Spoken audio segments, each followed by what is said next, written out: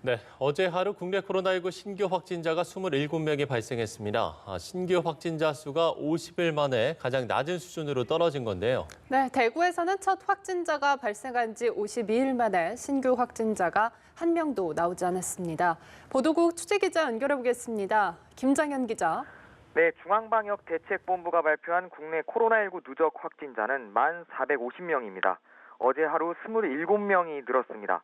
일일 신규 확진자 증가폭이 발표일 기준으로 지난 2월 20일 이후 50일 만에 30명 아래로 줄어든 겁니다.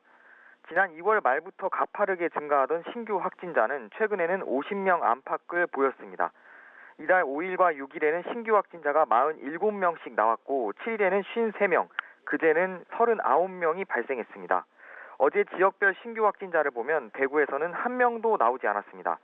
지난 2월 18일 대구에서 첫 확진자가 발생한 이후 52일 만에 처음 있는 일입니다. 대구를 비롯해 12개 시도에서 신규 확진자가 한 명도 나오지 않았습니다. 신규 확진자 15명은 수도권에서 나왔습니다. 서울에서 5명이 확진 판정을 받았고 의정부 성모병원 집단감염 영향 등으로 경기에서 9명이 새로 확진됐습니다. 인천에서도 1명이 발생했습니다. 신규 해외 유입 사례는 5명으로 이 중 4명이 입국 검역 과정에서 확인됐고 1명은 입국 후 지역사회에서 확진 판정을 받았습니다. 격리 치료 중인 환자는 어제 하루 121명 감소한 3,125명입니다. 누적 완치자는 144명 늘어난 7,117명으로 7,000명을 넘어섰고 완치율은 68%로 높아졌습니다. 검사 중인 의심 환자는 211명 감소한 15,298명입니다. 사망자는 4명 늘어 모두 208명이 됐습니다. 네, 그런가 하면 정부가 해열제를 먹고 검역을 통과한 유학생을 오늘 검역법 위반 혐의로 고발할 예정이라고요?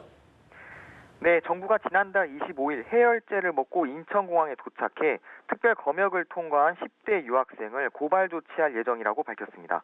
미국에서 들어온 이 유학생은 입국 당시 제출한 건강상태 질문서에 증상 없음에 기재했습니다. 하지만 입국 전인 지난달 23일부터 기침, 가래, 근육통 등의 증상이 있었다고 추후 역학조사에서 진술했습니다. 미국발 입국자는 특별 입국 절차 대상으로 건강상태 질문서를 작성하고 검역 조사와 진단검사를 수행할 의무가 있었습니다. 인천공항 검역소는 이번 사례에 대해 건강상태 질문서를 고의로 허위 기재한 것으로 판단해 검역법 위반 혐의로 오늘 고발할 예정입니다. 한편 정부는 스페인 교민과 가족 약 80명이 내일과 오는 13일 두 차례에 걸쳐 특별 항공편으로 인천공항에 도착할 예정이라고 밝혔습니다. 정부는 이들 교민에 대해서 앞서 입국한 이탈리아 교민과 동일한 검역 절차를 적용할 계획입니다. 입국 후 의심 증상이 있는 사람은 인천공항 내에 설치된 개방형 선별 진료소에서 증상이 없는 사람은 별도로 마련된 임시생활시설로 이송돼 코로나19 진단검사를 받습니다. 이 검사에서 양성이 나온 사람은 증세에 따라 의료기관이나 생활치료센터로 옮겨져 치료를 받게 됩니다. 지금까지 보도국에서 전해드렸습니다.